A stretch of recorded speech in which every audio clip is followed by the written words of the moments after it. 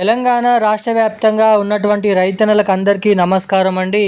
Welcome back to our YouTube channel BVG updates YouTube channel.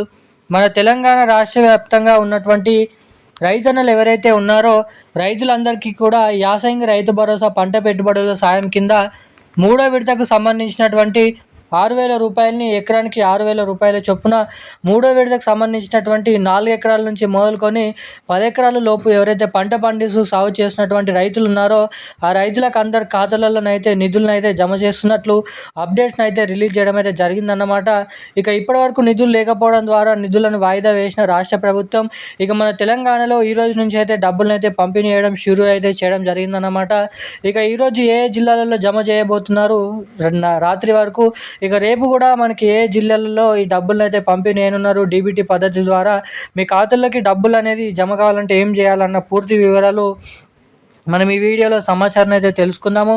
ఇక దీంతో పాటుగా అటు మన కేంద్ర ప్రభుత్వం నుంచి పీఎం కిసాన్ సమ్మాన్ నిధి పథకం ద్వారా 23వ విడత కింద 2,000 రూపాయలని కూడా పంపిణీ చేసేందుకు మన కేంద్ర ప్రభుత్వం కూడా కసరత్తులను అయితే మొదలు పెట్టడం షురూ అయితే చేయడం అయితే జరిగిందన్నమాట.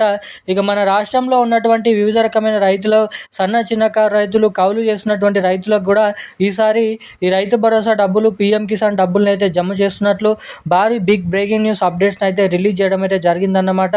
ఇక ఎవరెవరికి ఎప్పటి నుంచి మన తెలంగాణ రాష్ట్ర వ్యాప్తంగా ఉన్నటువంటి రైతులకు ఈ మూడో విడత రైతు భరోసా డబ్బులు జమ కానటువంటి, ఇంకా మరో 2 విడతల్లో ఒక విడత రెండో విడతలో కూడా జమ కానటువంటి రైతులకి ఈ డబ్బులు ఎప్పటి నుంచి జమ చేస్తున్నారు, మూడో విడత నిధులు ఎప్పటి నుంచి కేటాయించనున్నారు, రేపటి నుంచి ఏ జిల్లాలలో పంపిణీ చేస్తారు, ఇక ఈసారి డబ్బులు పంపిణీ చేసిన వేళ రైతులకి కొన్ని సూచనలు, సలహాలు అయితే ఇవ్వడం జరిగింది.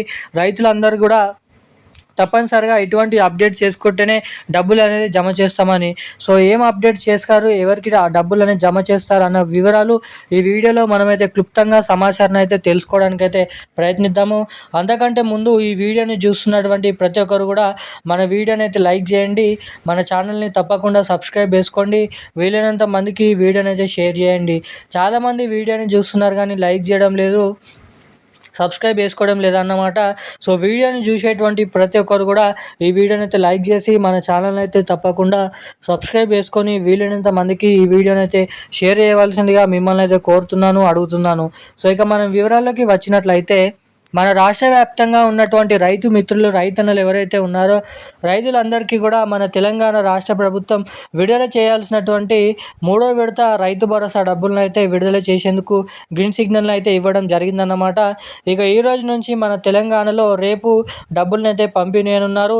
ఇక ముఖ్యంగా రాష్ట్రంలో ఉన్నటువంటి అన్ని జిల్లాలలో నిర్మల్, నిజామాబాద్, ఆదిలాబాద్, సిరిసిల్ల, మంచిర్యాల, జగిత్యాల, మహబూబ్నగర్, కరీంనగర్, సూర్యాపేట, హన్మకొండ, మేడ్చల్, మల్కాజ్గిరి, సికింద్రాబాద్, రంగారెడ్డి, నల్గొండ వంటి అనేక రకమైన జిల్లాలలో, ప్రాంతాలలో మూడో విడత రైతు భరోసా డబ్బులను అయితే పంపిణీ చేస్తూ ఉత్తర్వులు అయితే జారీ చేయడం అయితే జరిగిందన్నమాట.